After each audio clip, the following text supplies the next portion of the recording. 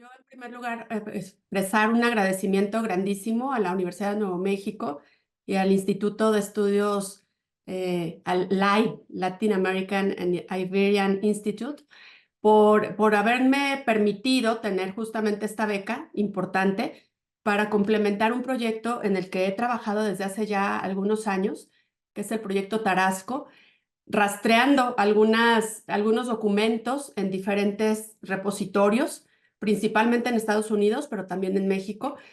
Y bueno, pues faltaban algunos eslabones por ahí perdidos que afortunadamente pude encontrar en los fondos de la Universidad de Nuevo México en las diferentes áreas. Bueno, pues más allá de la institución, también agradecer a las personas, ¿no? En este caso a Frances, Hayashida, Lenny Ureña, Ronda Brulot, Ana Nogar, por supuesto, a Liz, a ti, Rosa, a Ana y a todo el staff de LAI que hicieron posible mi estancia de la mejor manera. Como siempre, muy disfrutable Albuquerque y toda la región. Y además, las personas súper amables y que siempre les voy a estar agradecidas de cada uno de los diferentes centros de investigación que pude consultar, como el Southwest Research Center, donde Portia y Jennifer fueron muy amables y muy dispuestas a colaborar y ayudarme a identificar algunas cajas, en fin, a tener los materiales listos para cuando yo estuviera trabajando ahí. También a Brina del Chaco National Historical Park Archive, a Heather del Fray Angelico Chávez Library y a Maxwell y a Diane del Maxwell Museum of Anthropology. Entonces, realmente sin estas mujeres tan amables, yo creo que habría aprovechado a la tercera parte de mi estancia por allá. Quiero comentarles que que esta charla se había pensado inicialmente en inglés, pero debido al interés de algunos estudiantes de la Universidad Michoacana de San Nicolás de Hidalgo, que es en donde yo trabajo como profesora, y también de la Universidad Intercultural Indígena de Michoacán, decidimos con Frances hacerla mejor en español y en dado caso la grabación que se pondrá a disposición del público posteriormente tendrá subtítulos en inglés. Y bueno, y ese es el motivo por el cual las láminas que van a ver están así, están en inglés. Pues para comenzar, este proyecto, como decía, ya comenzó, o yo comencé a trabajar en él hace ya muchos años, desde el 2012, a partir de una estancia en la Universidad de Chicago, y se ha venido enriqueciendo hasta este año, ¿no? Con esta estancia en el verano en la Universidad de Nuevo México en Albuquerque.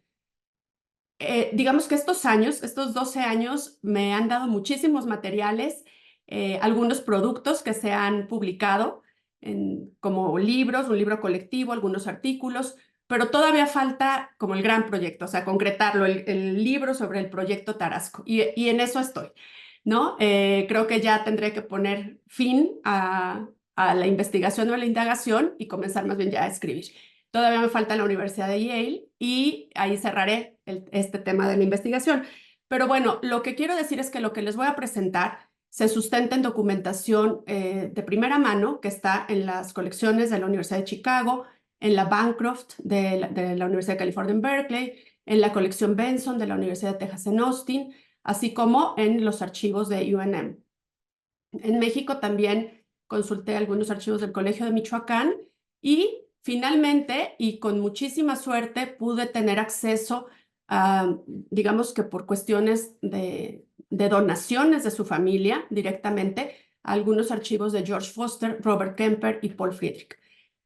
Bueno, entonces lo que vamos a ver ahora no solamente proviene de UNM, esto será hasta el final de la charla, cuando ya especifique en el punto 3 de esta guía lo que encontré sobre Donald Brand y sobre Frances Leon Swadesh o Frances Leon Quintana. Y de alguna manera algunos documentos relacionados con el importante lingüista Maurice Swadesh. Y bueno, en medio de estos dos temas voy a presentar también el contexto histórico en el cual se desarrolló este proyecto y por qué decía yo que es un proyecto poco conocido, pero sumamente importante.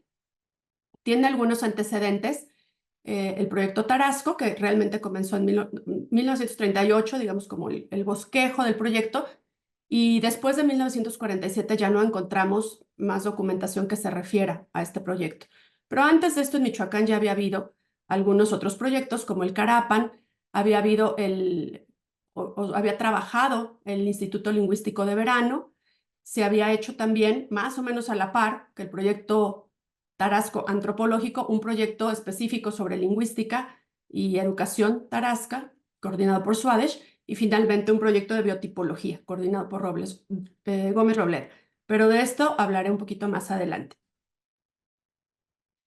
Este es uno de las láminas o de los mapas que los geógrafos culturales que participaron en el proyecto hicieron, ¿no? Dan Stanislavski sobre Michoacán y algunas porciones de los estados que rodean. Y es relevante porque no se marca, digamos, la, la distribución o la demarcación geográfica actual, sino lo que se está señalando aquí es un área general que el proyecto pretende abarcar, o sea, parte de Colima, parte de Jalisco y parte de Guerrero, que son estados colindantes con Michoacán. Bueno, entonces comienzo. Voy a tratar de leer lo menos posible, pero bueno, tengo aquí mi texto.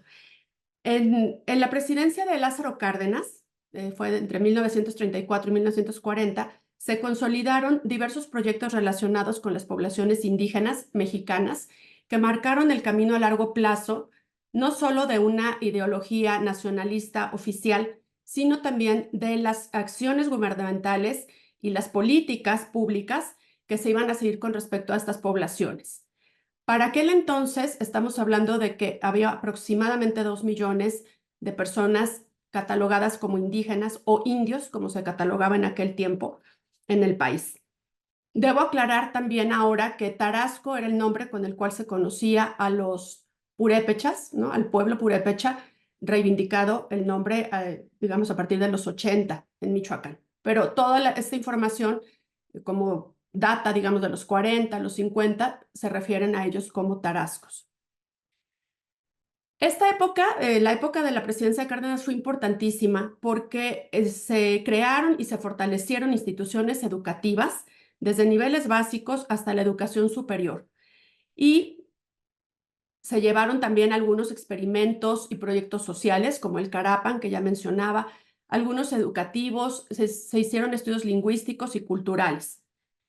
En esa época se fundaron instituciones que consolidaron la presencia de la antropología y de la antropología como un factor de cambio social. Esto es muy cuestionado al día de hoy, pero digamos que se sentaron bases de todas estas instituciones. Por ejemplo, en 1936 se creó el Departamento de Asuntos Indígenas. En 1937, el Departamento de Antropología en la Escuela de Ciencias Biológicas del Instituto Politécnico Nacional. Luego, esta institución sería la ENA, ¿no? La Escuela Nacional de Antropología e Historia. En 1937, el Consejo de Lenguas Indígenas y en 1939, el Instituto Nacional de Antropología e Historia.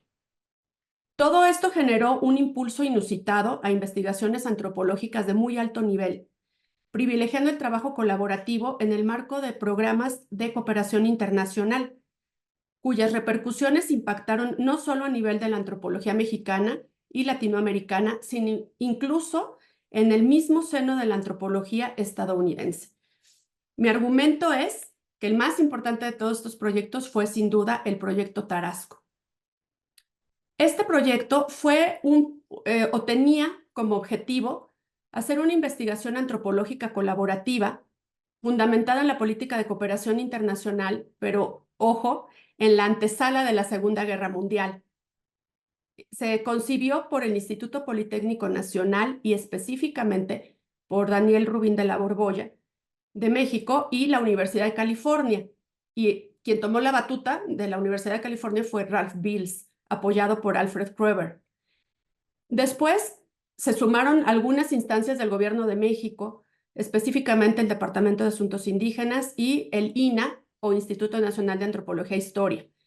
También se sumaron algunas instituciones y agencias de Estados Unidos, como el Instituto de Antropología Social del Instituto Smithsoniano, el Instituto Carnegie de Washington y algunas universidades, como en este caso la Universidad de Columbia o la de Nuevo México.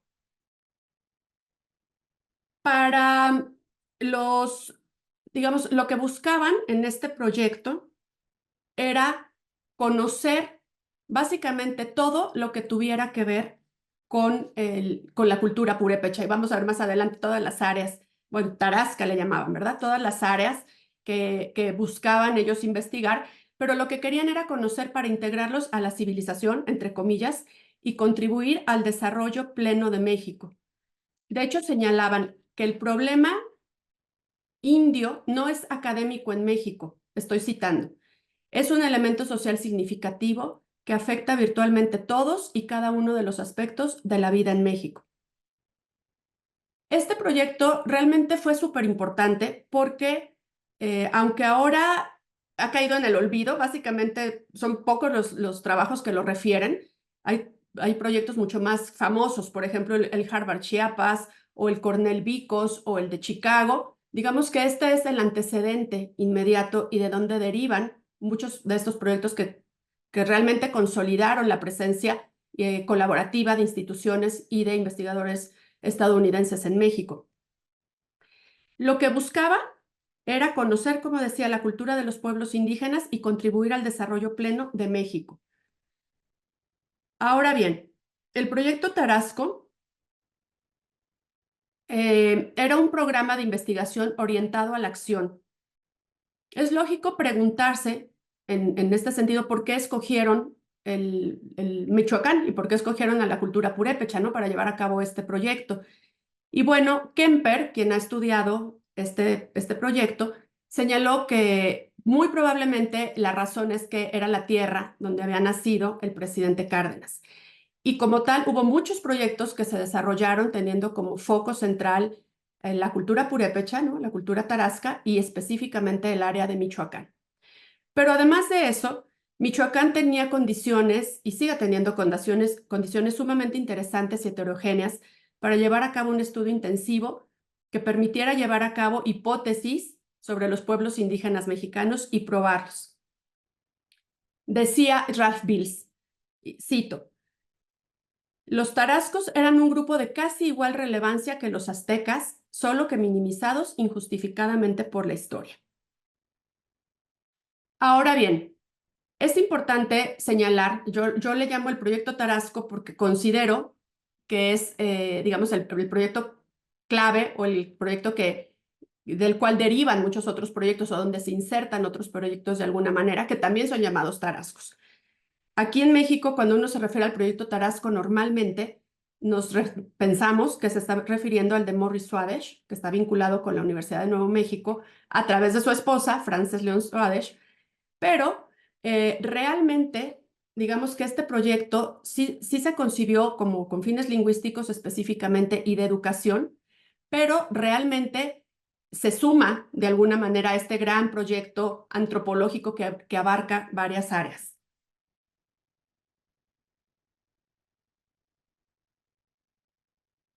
Ahora bien, ya mencionaba que quienes comienzan con la idea de este proyecto pues son Daniel Rubín de la Borbolla, Paul Kirchhoff también del Politécnico Nacional y básicamente gestionan o convencen al famoso antropólogo Ralph Bills de la Universidad de California de sumarse al proyecto. Lo que es muy interesante de conocer en los documentos que están en los famosos papers, en los special collections de todas estas universidades que he mencionado e incluyo a la de Nuevo México, es que se notan, digamos, líneas muy finas de interacción entre los diferentes profesores de una misma institución y luego con las autoridades de la institución y luego, digamos, entre colegas norteamericanos o mexicanos. Hay cierto recelo en algunas ocasiones entre las instituciones o entre los propios profesores, ¿no? Aquí lo que me llama mucho la atención, digo, ya no vamos a entrar en temas de lo que decían unos de otros o que de repente se cuestionaba si uno era capaz de llevar a cabo el trabajo o qué tan objetivo estaba siendo un presupuesto que se presentaba, etcétera, y que te permite conocer realmente cómo es la vida académica y estos proyectos que están patrocinados por el Estado. Pero en este caso, cuando Borbolla, Rubín de la Borbolla va a Berkeley y se reúne con Bills, dice Bills, y cito, realmente este me motiva muchísimo más de lo que le dije a Borbolla, ¿no? Si el proyecto se realiza, vamos a lograr establecer precedentes de gran trascendencia, tanto para Estados Unidos como para América Latina. Y le dijo, y comentó también en una de las cartas que envía Bills a Kroeber, que sería posible hacer un estudio intensivo e integrado regional, mucho más intensivo y significativo que nada que se hubiera producido hasta ese momento. Esa era la relevancia del proyecto. Se intentó invitar a muchos profesores muy reconocidos de diversas instituciones, por ejemplo a Carl Sauer de la Universidad de California en Berkeley, pero aunque él no participó directamente, sí lo hicieron sus estudiantes, Robert West, Dan Stanislavski y finalmente Donald Brandt, que fue profesor 12 años de la Universidad de Nuevo México. Ahora bien, lo que sucedía también con este proyecto, y cuando mencioné que era un proyecto que se da en la antesala de la Segunda Guerra Mundial, digamos que tiene ciertas connotaciones políticas importantes. Muchos de estos profesores, específicamente los geógrafos culturales, pero también algunos otros, los antropólogos culturales, como el propio Bills, como el propio Foster, tenían de alguna manera que reportar parte de sus hallazgos a el jefe de la División de Cooperación Intelectual del Departamento de Estado de los Estados Unidos. Esto hizo que a la larga este proyecto, digamos que o no el proyecto, sino los propios investigadores fueran cuestionados por haber servido como, de alguna manera, como espías, ¿no? De lo que hoy se constituye como la CIA. Y de hecho hubo toda una protesta específicamente en contra de Foster, a lo cual él siempre pues negó, ¿no? Él decía, yo estaba haciendo mi trabajo de campo y en algún momento pues sí, estaba financiado por los Estados Unidos y tenía que compartir parte de la información, ¿no? Sin embargo, bueno, todas digamos, las minucias o las cuestiones que se generaron y que se reportaron al gobierno de Estados Unidos, pues es algo que no vamos a saber, ¿no? Ahora bien, tanto Bills, ¿no? de la Universidad de California, como Kroeber, que era el director del Departamento de Antropología de Berkeley, como el presidente del sistema de Universidad de California, Robert Sproul, estaban muy emocionados con el proyecto. O sea, digamos que sí, todos querían participar en el proyecto. Todos, por lo menos verbalmente y en las cartas que se han encontrado, señalan la importancia de participar en este proyecto. Y bueno, un poquito de contexto, antes de que arrancara este proyecto ya firmemente en 1939, ¿qué más había pasado en Michoacán? Mencionaba yo que era la tierra del presidente Cárdenas, ¿no? Antes gobernador de Michoacán, y entonces había habido un proyecto experimental ya en la región, dirigido por Moisés Sáenz, que duró solamente unos meses, 6, 7 meses, y era un proyecto experimental para lograr la educación, pero también para mejorar las condiciones de vida de las personas de este poblado. Y básicamente lo que buscaban era fomentar una conciencia nacional, pero obviamente regida desde el Estado, integrar al desarrollo a las áreas y a las personas indígenas y también fomentar algunos programas de educación tanto para niños como para adultos. Esto fue muy cuestionado, hubo muchos conflictos, Moisés Sáenz tuvo que salir junto con su equipo del pueblo, pero digamos que se constituye como un primer antecedente de, de estos intentos del Estado de involucrarse en conducir un cambio social en las comunidades rurales o indígenas. Esto obviamente también le ha generado muchísimas críticas a estos proyectos indigenistas, ¿no? Ahora bien, otro de los antecedentes que tenemos que mantener en mente es el papel del Instituto Lingüístico de Verano, creado por William Cameron Townsend en 1934, y que luego tuvo que salir de México, fue expulsado hacia 1979. Él era amigo directo, personal del presidente o del general Cárdenas. Entonces, digamos que se facilitó de alguna manera su llegada y su trabajo y pues su recepción en varias comunidades de México. Este instituto, bueno, ahora está presente en más de 50 países, hacen un trabajo impresionante sobre el rescate de las lenguas indígenas y también temas educativos. Pero evidentemente tenían una intención también de evangelizar, ¿no? Es un instituto evangélico. Entonces, en México les dijeron, bueno, sí pueden venir, pueden ir a las áreas rurales, pero no pueden meterse en cuestiones religiosas, ¿no? A fin de cuentas, lo que vemos es que, pues, sí se metieron en cuestiones religiosas. Esta es la Biblia traducida al purépecha, ¿no? Por Maxwell Lathrop. Y bueno, y hubo también hay todavía en la región purépecha algunas comunidades, algunas personas que continúan teniendo un credo protestante. No todos necesariamente a partir de la injerencia de estos personajes, pero digamos que fue importante. Fue importantísimo también la creación de las famosas cartillas, ¿no? Ya en la lengua purépecha o tarasca, y, y digamos el enfoque en la educación de los pobladores indígenas. Bueno, pasando un poquito a temas más administrativos del proyecto Tarasco, aquí tenemos los principales integrantes del comité directivo y esto nos habla un poco de la magnitud o de la relevancia que tenía este proyecto a nivel binacional. Desde que el presidente Cárdenas era el presidente honorario del comité directivo hasta Robert Sproul, el presidente de la Universidad de California, como un miembro honorario. Y luego estos nombres, pues no son nombres menores, ¿no? Dentro de la historia de la antropología en México y Estados Unidos. Alfonso Caso, Alfred Kroeber, Daniel Rubin de la Borbolla y Ralph Bills eran los miembros activos.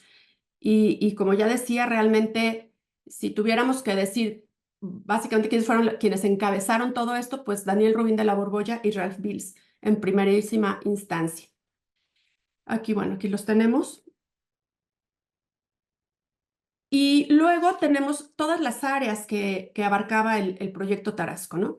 Aquí vamos a ir viendo cómo se van involucrando de alguna manera las personas o el personal de la Universidad de Nuevo México. En primer lugar, tenemos el área de geología, ¿no? De zoología, no voy a ir hablando particularmente de cada una de ellas hasta que encontremos a los investigadores de Nuevo México, ¿no? Entonces, geología, zoología, geografía, tenemos el área de botánica, de entomología, de antropogeografía, y aquí, aunque recaen los estudios de las relaciones entre el hombre y la naturaleza en el área de estudio, tanto de temas históricos como contemporáneos, recayó, digamos, sobre Dan Stanislavski, pero también hicieron trabajo de antropogeografía Robert West y, por supuesto, Donald Brandt de UNM. Había también el tema de la demografía, ¿no?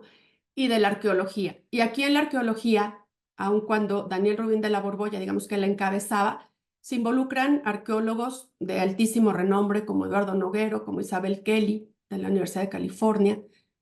Y aquí es donde viene algo interesante. El trabajo por Donald Brandt de la Universidad de Nuevo México y sus estudiantes. Pero en la Universidad de Nuevo México fue muy difícil rastrear. Ahora voy a mostrar algunos de los documentos que encontré. Alguna referencia, aunque sea menor, al trabajo de Donald Brandt directamente en México o en Michoacán. Es decir, se menciona que va a México, se menciona que va con algunos estudiantes, pero no encontramos los nombres ni las referencias directamente de estos estudiantes. Entonces, y fue cuando él estaba empleado, digamos, por la Universidad de Nuevo México, lo cual a mí me hacía intuir que los documentos tendrían que estar ahí, ¿no? Pero no, es la referencia, digamos, es muy vaga. Sin embargo, lo que se pretendía que hiciera Donald Brandt y sus estudiantes era hacer algunas excavaciones en algunos sitios, por ejemplo, en Santa Fe, en el lago de Pátzcuaro. Esto es lo que se pretendía, ¿no? A fin de cuentas, fue en la ciudad de Quiroga donde estuvo trabajando Donald Brandt, ¿no? Después volvería, algunos años después, a trabajar en la costa y en la Tierra Caliente.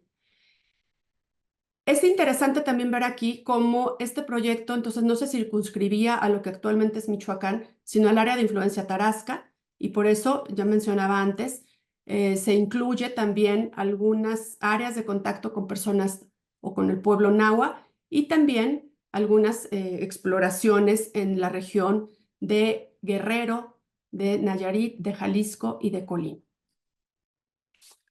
En términos de la historia, bueno, esto recae sobre Paul Kirchhoff, eh, digamos que un personaje súper importante en la antropohistoria en México, ¿no? Creador del concepto de las 5 áreas culturales, etcétera, etcétera. Pero viene otro punto importante, que es el de los estudios lingüísticos.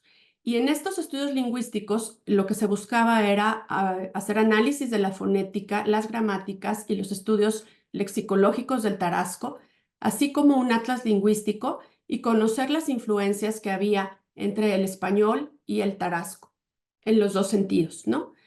Esta área se le encomendó a Maurice Swadesh y a Maxwell Lathrop, y eso fue un proyecto que, digamos, estaba financiado por el Departamento de Asuntos Indígenas, pero que a su vez se incorpora dentro de este gran proyecto que ya mencionaba. Entonces, como que dijeron ellos, me refiero al comité directivo del proyecto Tarasco, hay un proyecto específico que se está desarrollando ya y se suma de alguna manera al gran proyecto Tarasco. También en este momento es muy importante que Frances Leon Swadesh se incorpora, aunque no aparece como tal su nombre en muchos documentos. Hay 2 o 3 en los cuales sí se menciona que ella va, y no solo como esposa de Swadesh, porque ella llegó primero como una estudiante de Swadesh, ¿no? A aprender. Y bueno, finalmente tenemos también el tema de la antropología física y la medicina. Bueno, y la antropología social. Básicamente, los investigadores responsables de las áreas iban a contar con ayudantes de investigación mexicanos, y aquí les estoy presentando a 2 investigadores mexicanos que se incorporaron muy jóvenes al proyecto, pero que se volvieron muy relevantes en Michoacán y en México. En realidad, José Corona Núñez fue, por ejemplo, uno de los fundadores de la Facultad de Historia de la Universidad Michoacana, donde yo laboro. Pablo Velázquez Gallardo fue un personaje sumamente interesante que hizo, él era originario de Charapan, Purépecha él mismo, trilingüe, fue a estudiar a la Universidad de California, y bueno, a fin de cuentas, digamos que toda esta formación a partir de involucrarse como intermediarios y como auxiliares de investigación les ayudó muchísimo en su propia formación. En esta época también me parece interesante contextualizar que digamos, 1945, que es cuando llega a Michoacán George Foster con su esposa Mary Leckrone Foster, hay una gran desconfianza de los investigadores norteamericanos.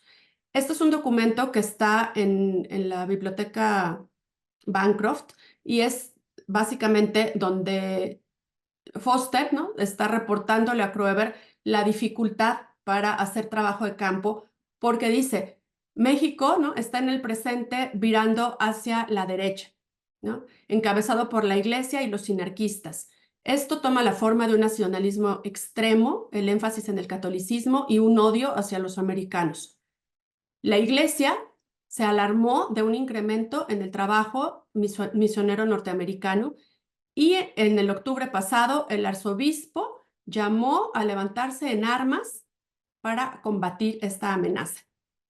Entonces dice, se asume que cualquier persona rubia hablando un mal español es un protestante misionero, ¿no? Y entonces ya señala él que lo que tuvo que hacer en Tzintzuntzan, por ejemplo, es levantarse a las 5:30 de la mañana, ir a misa y estar hincado por 1 hora, ¿no?, en las tablas duras, dice, todo todo sea por la etnología, ¿no? Y esto seguramente le pasó a muchos de estos investigadores que llegaban en condiciones adversas, ¿no? Algunos de ellos, el mismo Foster, por ejemplo, fue corrido o expulsado de la comunidad de Iguazio, donde él pretendía hacer sus primeros trabajos, precisamente por esa animadversión que había hacia el trabajo religioso, ¿no? De estos misioneros, y por eso lo enmarcaba yo también con el proyecto lingüístico, con el Instituto Lingüístico de Verán. Vamos a ver, no quiero extenderme mucho, pero vamos a ver unos pocos minutitos de este film que nos va a permitir contextualizar, porque se grabó en aquellos años en el internado indígena de Paracho, y bueno, aunque dura 20 y algo minutos, está en línea, lo pueden ver si a alguno de ustedes les interesa, pero me parece muy interesante porque vamos a ver del contexto y a tratar de entender cómo hay muchas instituciones de los dos países que están interesadas en fomentar, digamos, el desarrollo de los pueblos indígenas a través de la educación. Y entonces, bueno, espero que lo disfruten, espero que se escuche bien, y si no, por favor, Rosa, me comentas.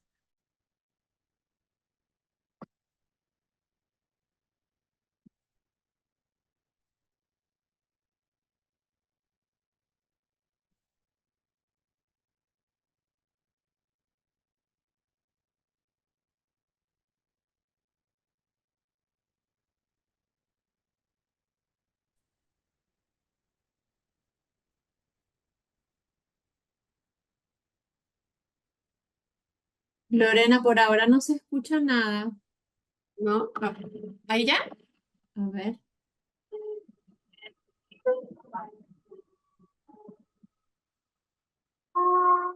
Ahí hay una música solamente. Ahora sí. Ajá, ahora sí Ok, creo que sí. perfecto.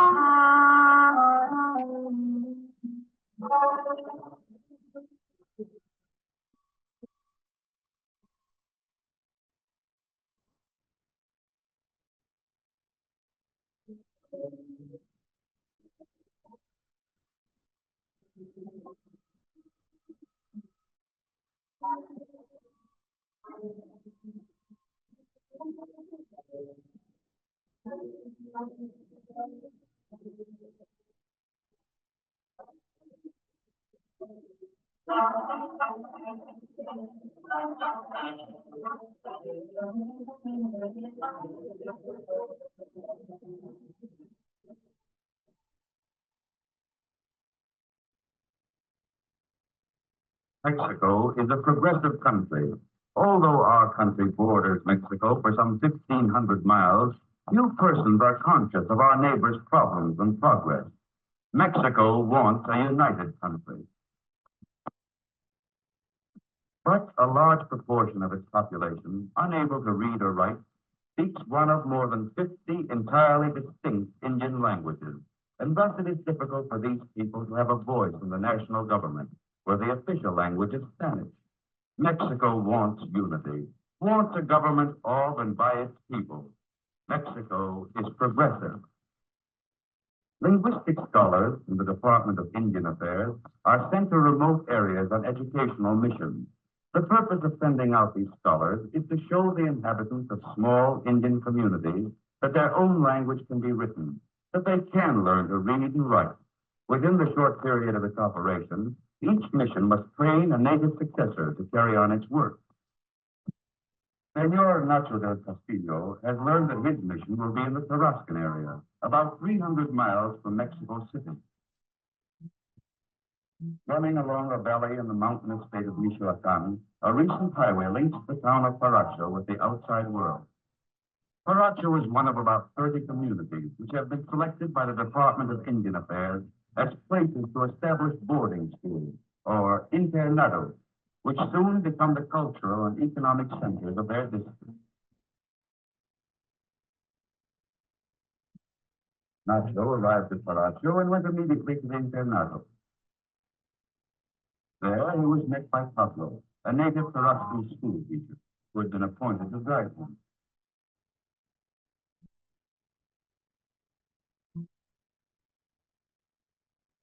Pablo led Nacho into the courtyard and left him with the principal.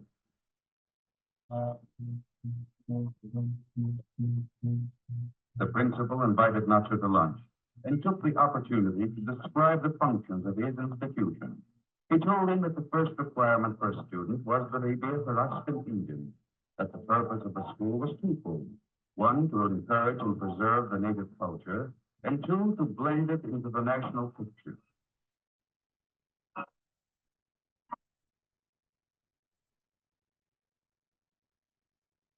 We house about 150 students, he stated. These boys and girls come down from their mountain towns, barely able to read and write, and with very little understanding of Spanish.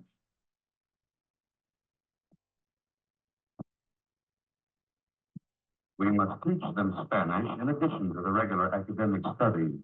They remain here for preparing for secondary school, or high economy of our area, and indeed most of our nation, requires of its productive citizens a knowledge of a trade.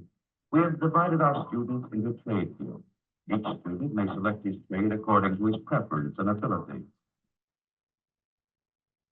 Wool is important to our living. Sheep grows well in our part of the country. Therefore, we have established a guild of wool workers. The boys are taught first to card the wool, and then to spin it.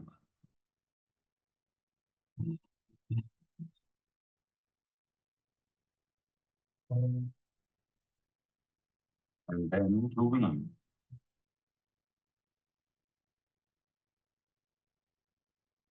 Bueno, vamos a dejarlo hasta aquí. Está muy interesante, como pueden ver, pero bueno, es solamente para ilustrar, ¿no? De lo que se trataba, como todo este cambio social que se quería hacer desde el Estado, y en este caso a través de participaciones colaborativas con instituciones entre México y Estados Unidos.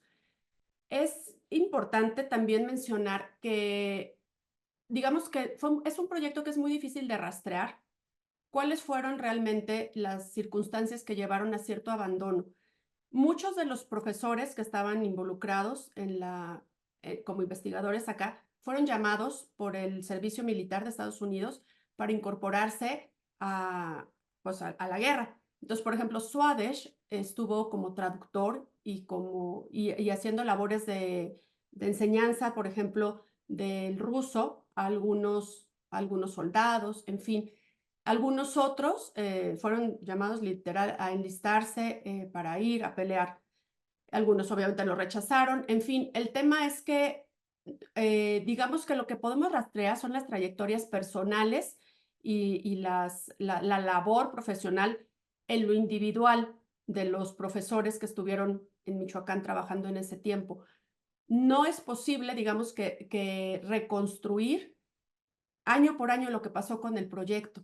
Lo que encontramos son muchas quejas de que cuando obviamente el presidente Cárdenas terminara su periodo en 1940, probablemente ya no se le iba a dar seguimiento a estos proyectos, y realmente fue lo que pasó. O sea, cayó en un abandono, aun cuando el siguiente secretario de Educación en México se comprometió a dar fondos para continuar con el proyecto Tarasco. En realidad el dinero nunca estuvo claro si llegó o no.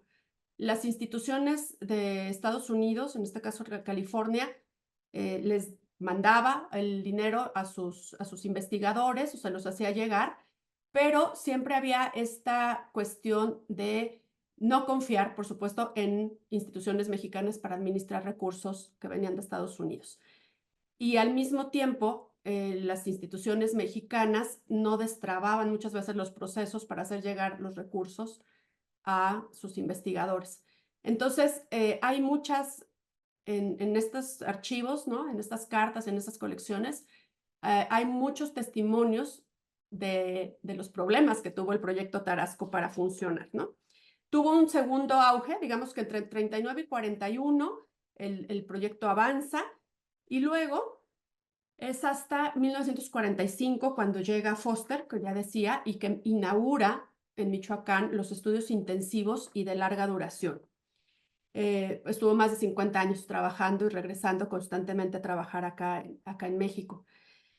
Ahora, ya específicamente, y ya como para ir cerrando, digamos, en cuanto a qué fue lo que hizo Frances León Quintana o lo que pudo encontrar en los archivos de la Universidad de Nuevo México,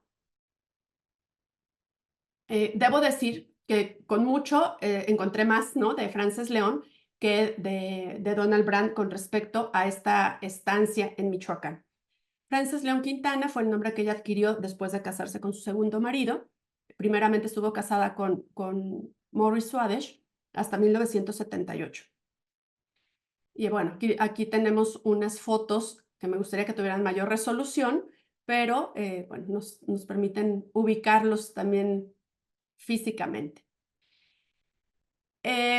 Aquí, por ejemplo, está hablando Frances León de su experiencia y están, fíjense, en 1994, ¿no? Es decir, que ella durante toda su vida y su trayectoria continúa rememorando el trabajo en la región Tarasca. Entonces, aquí, por ejemplo, sobre el ejido, dice que ella en 1939 era estudiante de antropología y lingüística en la Universidad de Yale y se le dio la posibilidad de venir a Michoacán en un proyecto, ¿no?, que Cárdenas, como ya habíamos explicado, estaba lanzando, ¿no?, estaba patrocinando en la región Tarasca. A ella la mandaron a Quinceo a trabajar con mujeres para convencerlas básicamente de que tenían, y que era muy fácil aprender a leer y escribir en su propio idioma y que valía la pena hacerlo, ¿no? Y a partir de esto era mucho más fácil para los esposos, digamos, aceptar la alfabetización tanto de las mujeres como de los niños.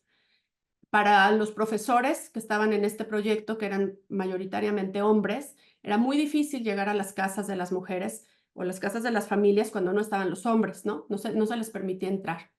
Entonces, digamos que el papel de Frances fue muy significativo para permitir la apertura. Igualmente, ya Beers había señalado que era muy importante, por ejemplo, que se incorporaran más mujeres a este proyecto. Incluso él invitó a Ruth Benedict a venir a Michoacán, cosa que no sucedió, pero decía es que es mucho más fácil, hay ciertas sutilezas, ¿no?, que solamente entre mujeres se van a comprender y van a abrirse, ¿no? Para alguna cuestión también interesante que ella nota y que creo que también es un tema que continúa vigente en muchos de los pueblos indígenas, desafortunadamente, son los conflictos intercomunitarios, ¿no?, por cuestión de tierras, y ella lo señala aquí.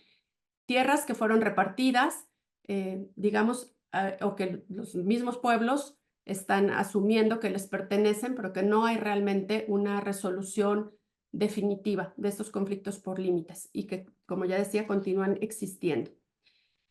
A fin de cuentas, bueno, ella aquí supone que con el trabajo de Cárdenas, impulsando a la región, pues de alguna manera se hicieron proyectos que beneficiaron a las comunidades tarascas. Bueno, esto es muy debatible, ¿no? De alguna manera sí hubo algunos proyectos, pero ¿qué tanto realmente se pudo cambiar o se pudo reivindicar, ¿no? Todos los procesos de discriminación, de explotación, de atraso, ¿no?, generado en las comunidades por el mismo Estado mexicano, ¿no? En otro de los, su autobiografía, y aquí también menciona algunas cosas bien interesantes. Ella estudiaba, así como Morris Swadesh había estudiado con Sapir en Yale.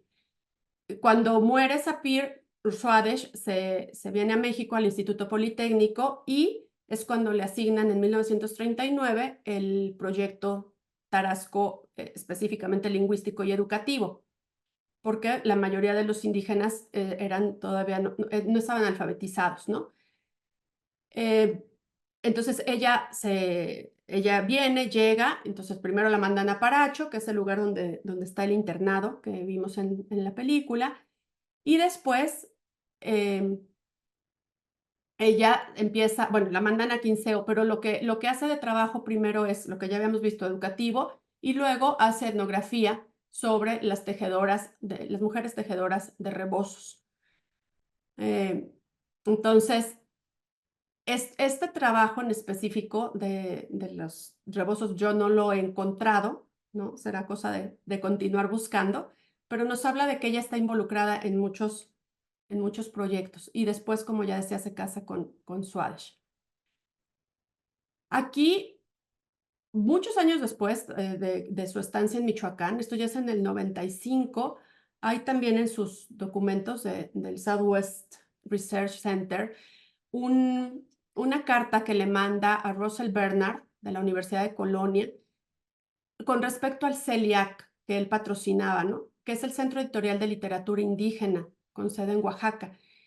Y aunque no tuve acceso o no está la carta que manda Frances, sí está la carta de respuesta de Bernard, y le dice justamente que no conoció nunca a Pablo Velázquez, ¿no? Ya lo vimos. Pablo Velázquez, vimos una de sus imágenes, era un auxiliar de investigación y también era un traductor, y es uno de los protagonistas de la película que vimos, hecha por los Gordon. Luego los Gordon se lo llevaron a estudiar a Estados Unidos y a vivir con ellos, e hicieron un libro que se llama Our Son Pablo. Pero bueno, Pablo tenía una importancia relevante en la cultura purépecha, ¿no? Y bueno, aquí lo que se está dando cuenta es que muchos purépecha, ya para el 1995, obviamente tenían mucha, dice él, ansiedad de preservar su lengua y su cultura, pero hasta ahora ninguno de ellos ha venido al CELIAC, ¿no? Y entonces habla de algunos otros pueblos indígenas o personas de pueblos indígenas que sí estuvieron trabajando ahí. Y pasando a Donald Brandt. Digamos, esto es lo más relevante que encontré de Frances León. Hay muchos otros documentos, ¿no?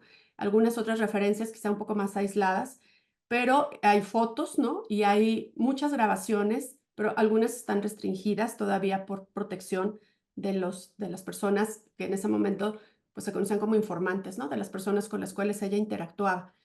Y que de hecho, algo importantísimo en su trayectoria es que cuando se involucra en el Museo de Nuevo México como curadora de etnografía y en el laboratorio de antropología, ella siempre pugnó porque los nativoamericanos tuvieran no solamente el reconocimiento como informantes, sino como coautores, ¿no? Esto es un pensamiento revolucionario para la época en la que ella estuvo trabajando allá. Y afortunadamente, ahora en los museos de Nuevo México podemos ver siempre este tipo de leyendas, ¿no? Que reivindican a las personas y a las culturas que hicieron algún objeto, por ejemplo, y también a sus usos rituales y ceremoniales. Y no se diga todo lo que tiene que ver con restos humanos. Pero bueno, esta digamos que es la trayectoria de Frances posterior al proyecto Tarasco. En este caso, Donald Brandt, pues me sorprendió muchísimo encontrar estas imágenes porque no conocíamos imágenes, o por lo menos de Donald Brandt, y menos en el trabajo de campo.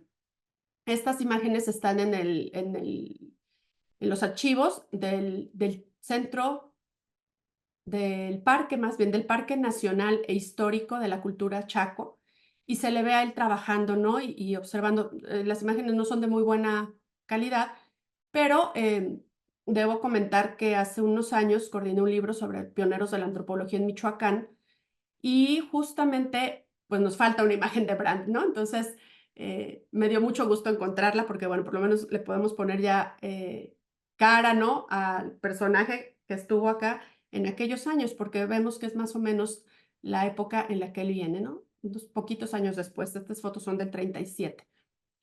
Pero de las referencias directamente al proyecto Tarasco no existen, y vaya que lo revisamos exhaustivamente, pero en esta carta de 1939 sí habla de un viaje que va a hacer a México, ¿no? En el verano.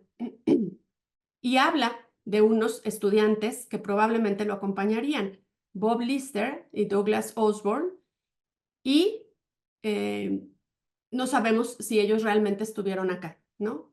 Pero bueno, esta carta parece ser que se trata de este viaje que él ya iba a emprender para trabajar en la región de Michoacán.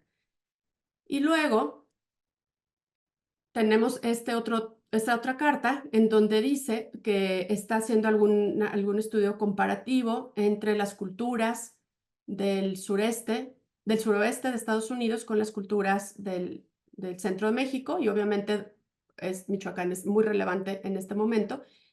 Y pues también vuelve a hablar, ¿no? El viaje a México es definitivo, pero no sé dónde voy a estar de aquí a enero. Ni a ni cuánto tiempo iba a estar acá, ¿no? A fin de cuentas, sí hizo este trabajo, este libro que está aquí, Quiroga a Mexican Municipio, ayudado por José Corona Núñez o auxiliado por José Corona Núñez, también vimos ya su imagen, y fue de estos trabajos que estuvo patrocinado por el Instituto Smithsoniano y el Instituto de Antropología Social de dicha institución. Ahora bien, para cerrar ya, ¿cuáles son los outcomes o los resultados del proyecto Tarasco? Bueno, aun cuando, como ya decía, está muy dispersa la información, cuando vemos la obra de todos estos investigadores en conjunto, vamos a ver que sí influyeron en la creación de políticas públicas hacia las poblaciones indígenas de México y de América Latina, y específicamente de la antropología aplicada, que yo sé que también es un tema muy debatible, que tanto se puede inmiscuir, ¿no? Desde la antropología, desde el Estado, en las decisiones soberanas y autónomas de las comunidades indígenas. En esta época, digamos que el impulso era que había que hacerlo, había que incorporarlos a la civilización, entre comillas. Entonces, en temas de salud, de educación, de comunicaciones, de electrificación, de drenaje, de actividades productivas, etc. Muchos de los investigadores involucrados en este proyecto se volvieron consultores de la Organización de Estados Americanos, del Banco Interamericano de Desarrollo, etcétera, ¿no? Entonces, y obviamente de instituciones académicas de prestigio. ¿Qué otra cuestión fue importante? Bueno, que muchos de estos investigadores también se volvieron muy famosos después de haber trabajado en Michoacán, y no se reconoce muchas veces el trabajo pionero que hicieron acá, ¿no? Se entrenó a algunos antropólogos locales, ¿no? Como Pablo Velázquez Gallardo, José Corona Núñez, entre otros, y se publicaron muchísimos, bueno, no muchísimos, se publicaron algunos trabajos, pero más bien muchos permanecen todavía desconocidos o inéditos, y están en los archivos de las universidades que he mencionado ya. Específicamente en términos de las contribuciones teóricas y metodológicas a la antropología y a las ciencias sociales, este proyecto impulsó, digamos, la teorización del cambio cultural que impulsaron Beals y otros investigadores. También se hicieron estudios muy consistentes y muy importantes sobre la lengua purépecha o tarasca, obviamente los implementados por Swadesh y con la ayuda también de León, de Latrop, de Mary Leckrone Foster y posteriormente de Paul Friedrich. Aquí, digamos que no estoy hablando del proyecto que termina en el 47, sino de que es un impulso que permite que continúen muchas otras investigaciones, o que a través de un investigador que había estado aquí, luego viene un alumno y luego viene otro discípulo, y entonces se va generando esta cadena de trabajos pues importantísimos para la antropología, ¿no? También se crearon trabajos que afianzaron a los profesores West, Stanislavski y Brandt, que se volvieron muy reconocidos en términos de la geografía cultural. Y aunque ya había mencionado al principio, pero los estudios de larga duración implementados por Foster, luego por su discípulo Brandes y Kemper, perdón, y luego por Peter Kahn. Entonces, son trabajos de larga duración, intensivos, 50 años, regresando a la misma comunidad y viendo justo el cambio cultural. Luego Pedro Carrasco trabajó temas de religiosidad popular y también de habitación vernácula. Y quizá los más conocidos de todos estos son las contribuciones de George Foster, del bien limitado, del contrato diádico, sobre la envidia o sobre la antropología médica. No, ninguno de estos trabajos consideró cómo impactó a las comunidades y a las personas que vivían ahí. Simplemente en los recuentos de 50 años después de trabajar Ralph Beals, por ejemplo, o George Foster, que los pudimos conocer porque vivieron vidas largas, bueno, pues señalan que habrían quizá hecho las cosas de alguna manera un poco diferente, ¿no? Pero bueno, pues estas eran las limitaciones impuestas por el avance de la ciencia en ese momento. Y aquí tenemos ya solamente algunas de las imágenes de los libros que se publicaron con, digamos, como producto de este proyecto, ¿no? Este de Donald Brand, México, Tierra de Luces y Sombras, Cualcomán y Motines del Oro, o El Estudio Costero del Suroccidente de México. Aunque se publicaron después, digamos que la llegada de Brandt a Michoacán y su interés por el occidente, pues parte de aquel proyecto. Aquí tenemos algunos trabajos de los geógrafos culturales, Geografía Cultural de la Moderna Área Tarasca de Robert West, o la Anatomía de 11 ciudades, de 11 pueblos de Michoacán. Varios de estos trabajos fueron ya traducidos al español. Cherán, un pueblo de la Sierra Tarasca, de Vils, o las casas y el uso de las casas de los Tarascos de la Sierra, de Vils, Carrasco y Thomas McCorkle. Los trabajos muy famosos, ¿no? Muy influyentes de George Foster. Y bueno, pues creo que con esto estaría terminando la presentación. Les agradezco muchísimo su atención.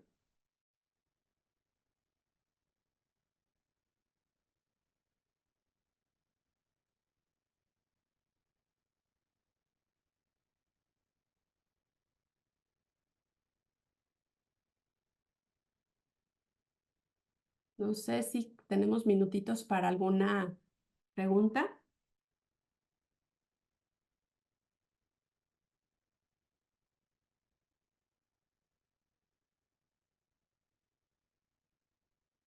¿Sí me ven y me escuchan? Yo sí, Ah, gracias. muy interesante y muy ilustrativo. Ya, ahora sí que aprendí mucho de toda de esta conferencia y felicidades. Ah, pues, muchas gracias. ¿Alguien más que quisiera comentar? Ah, bueno, pues yo voy a leer aquí un mensajito de felicidades. Gracias, Ana Laura Orozco. Bueno, pues espero que les haya parecido interesante. Es un trabajo, como ya decía, pues casi que de toda una vida académica, porque son 12 años dedicados a rastrear en los diferentes archivos de diferentes lugares de Estados Unidos, principalmente, las trayectorias de estos investigadores y sus contribuciones a la antropología en el sentido más amplio, ¿no? Evidentemente, pues hay muchísimas lagunas, ¿no? Entre cómo relacionas digamos, la trayectoria de un investigador con la de otro, y todo este tema de ya, digamos, ya de manera más informal, pero que luego platico mucho con los estudiantes, del chisme académico, de las sutilezas, de por qué alguien de repente Borbolla, pues lo eliminan del proyecto, ¿no? Había algunas quejas ahí de que no necesariamente, digamos que sus presupuestos no eran muy certeros, o de repente que alguno era muy gruñón, o que tal persona era muy soberbia, en fin, todo esto pues se da en la academia, ¿no? Eso es algo inevitable, y el poder consultar las cartas, incluso conocer aspectos de la vida personal muchas veces de estos investigadores. Por ejemplo, Swadesh tuvo 3 esposas, ¿no? Friedrich, 5. Todo esto pues no es menor, o sea, el estar en trabajo de campo, pero con conflictos familiares, pues seguramente alteraba muchísimo el desarrollo pues sano, ¿no? De la dinámica en el trabajo de campo. Y existen estos documentos, ¿no? En todos los archivos en mayor o menor en mayor o menor grado. Entonces, bueno, pues les agradezco muchísimo los comentarios del chat, pues a Zuleima, Miguel Ángel, Ana Laura, a Carmen, muchas gracias por comentarlo. Y pues no sé si vamos a cerrar o si alguien tenga algún comentario. Muchas gracias, Ernesto, Shane. Espero que les haya parecido interesante. Hugo, Maya, muchas felicidades. ¿Sabe qué arzobispo mencionó la lucha en contra de los extranjeros? Fíjate que no está mencionado, pero es cosa de verla, de regresar a la lámina, Hugo, y lo checamos con muchísimo gusto. Digo, ya no va a ser ahorita, pero lo checamos en clase con mucho gusto. El documento de Foster es del 45.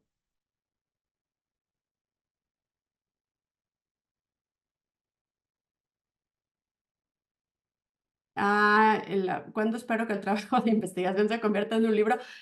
Pues a veces pasan 20 años y todavía no están, entonces,